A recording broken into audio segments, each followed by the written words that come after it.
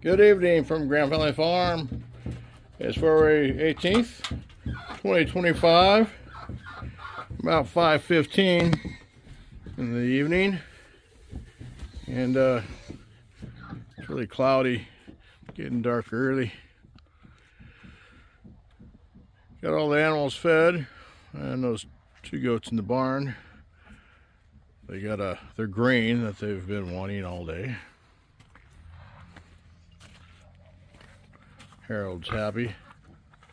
Yeah, he's been a good pig today, and he didn't pour his water out yet.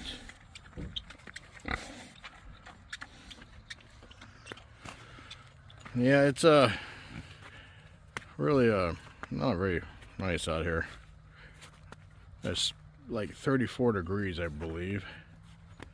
So the snow is melting, and the place is turning into mud. So makes life difficult. I can't wait till spring.